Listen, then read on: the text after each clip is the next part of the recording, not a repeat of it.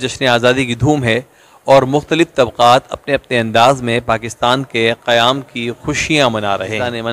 صرف باجے بجانا، ناچنا اور گانا پاکستان کا مقصد نہیں تھا، بلکہ جب پاکستان نہیں بنا تھا تو مسجد کے سامنے ایک باجا بجانے پر ہنگامہ ہو جایا کرتا تھا۔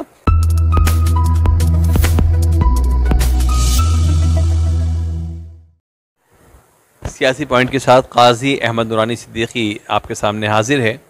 سامعین و ناظرین، ماہ اگست ہے، ہر طرف جشن آزادی کی دھوم ہے اور مختلف طبقات اپنے اپنے انداز میں پاکستان کے قیام کی خوشیاں منا رہے ہیں، لیکن ایک سوال یہ پیدا ہوتا ہے کہ کیا کبھی ہم نے غور کیا کہ پاکستان کیوں معرض وجود میں آیا؟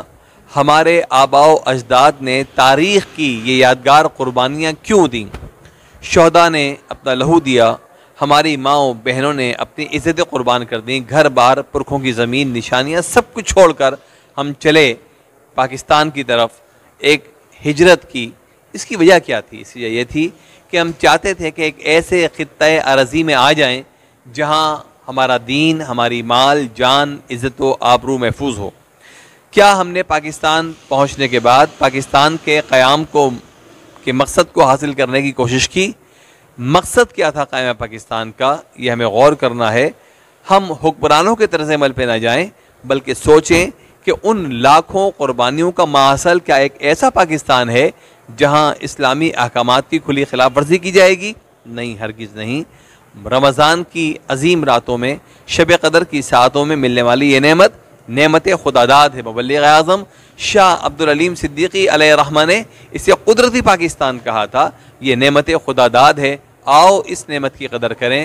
اور جو ہم نے نعرہ لگایا تھا کہ پاکستان کا مطلب کیا؟ لا الہ الا اللہ محمد رسول اللہ، اس نعرے کو عملی جامہ پہنائیں، اس پاکستان میں نفاذ نظام مصطفیٰ کی کوشش کریں جو بنارس میں 5000 علماء و مشائخ نے عہد کیا تھا، اور جس طرح بانی پاکستان قائد اعظم محمد علی کا ساتھ دیا تھا، اسی طرح آج ہم آگے بڑھیں اور پاکستان کے اقتدار تک ان افراد کو پہنچائیں جو اس ملک کے قیام کے اصل مقصد کے طرف گامزن ہو سکیں۔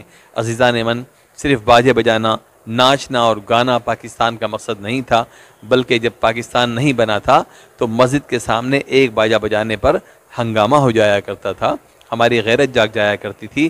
آؤ اس شعور کو، اس غیرت کو بیدار کریں، اس پاکستان کی نظریاتی اور جغرافیائی سرحدوں کی حفاظت کریں، اس پاکستان کو عملی طور پر مملکت خداداد ثابت کریں، اس پاکستان کے لیے جو ہمارے آباء و اجداد کی قربانیاں تھیں ان قربانیوں کے تسلسل کو باقی رکھیں، اور اس چیز کا عہد کریں کہ آنے والی نسلوں تک اس پاکستان کے آزادی کے تحفظ کا پیغام پہنچائیں گے، اور کسی کو بھی اس وطن عزیز کے تقدس سے کھیلنے کا موقع نہیں دیں گے۔